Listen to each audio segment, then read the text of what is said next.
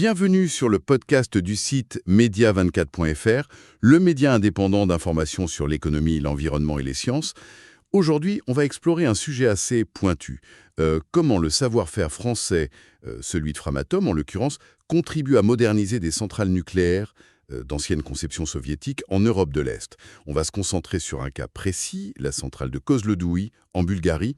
Et pour nous éclairer là-dessus, nous accueillons notre spécialiste des sciences. Bonjour. Bonjour. Notre discussion, elle va s'appuyer sur un article qui détaille justement cette collaboration technique et l'importance de ces réacteurs aujourd'hui. Alors pour commencer, cette centrale bulgare, Kozloduy, elle a plus de 30 ans. Mais attention, elle fournit plus d'un tiers de l'électricité du pays. C'est énorme. La question qui vient tout de suite, c'est pourquoi la moderniser? Pourquoi ne pas envisager de la remplacer par une centrale toute neuve? Oui, c'est une bonne question. En fait, c'est d'abord une approche très pragmatique, pour des raisons économiques, mais aussi stratégiques. Kozloduy utilise 2 réacteurs VVER 1000. Bon, c'est une technologie soviétique, mais elle est réputée pour être robuste. Et rénover ces installations, ça coûte nettement moins cher que de construire une nouvelle centrale. On parle potentiellement de 10 milliards d'euros pour du neuf.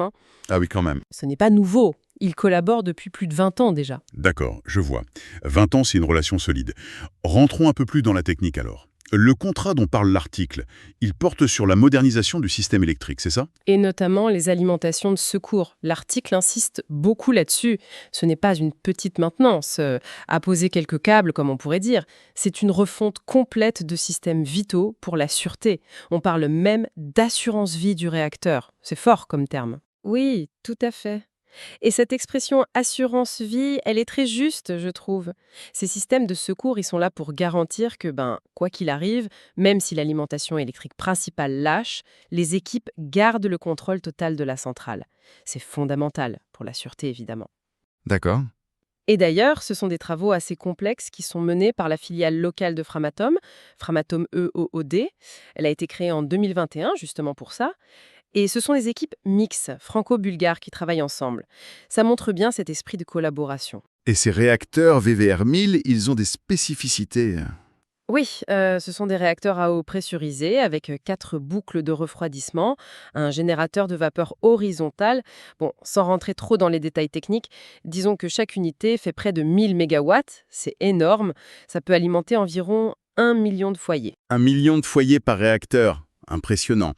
Et cette expertise sur les VVER, Framatome l'applique ailleurs qu'en Bulgarie, j'imagine. L'article cite d'autres pays. Oui, tout à fait. Framatome est présent sur d'autres sites VVER en Europe de l'Est. On peut penser à Temelín en République tchèque ou Mošov en Slovaquie, Pax en Hongrie aussi. D'accord.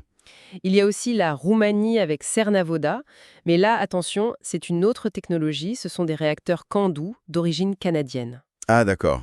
C'est différent. Oui, mais ce qui est intéressant dans l'approche de Framatome, et l'article le met bien en avant, c'est qu'ils n'arrivent pas comme des donneurs de leçons, si je puis dire. C'est vraiment un travail en partenariat avec les exploitants, les experts locaux, souvent via ces filiales implantées sur place.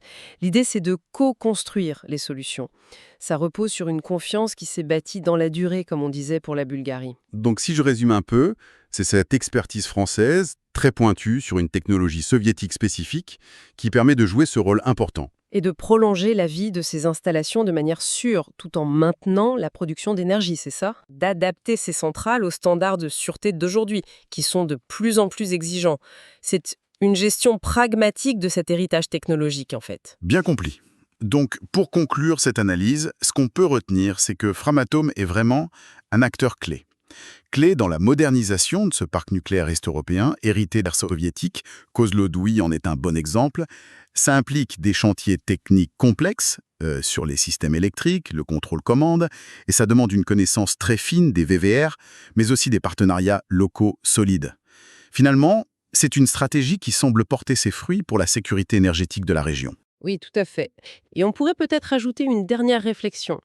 Au-delà de la technique, cette collaboration permet de maintenir en service des sources d'énergie bas carbone qui sont importantes pour le climat, tout en gérant cet héritage technologique du passé et surtout en améliorant continuellement la sûreté. C'est une façon de jongler entre le passé, les besoins actuels et puis les enjeux énergétiques de demain. Merci pour cette exploration détaillée et merci pour votre écoute. Vous pouvez retrouver plus d'actualités et d'analyses sur notre site media24.fr.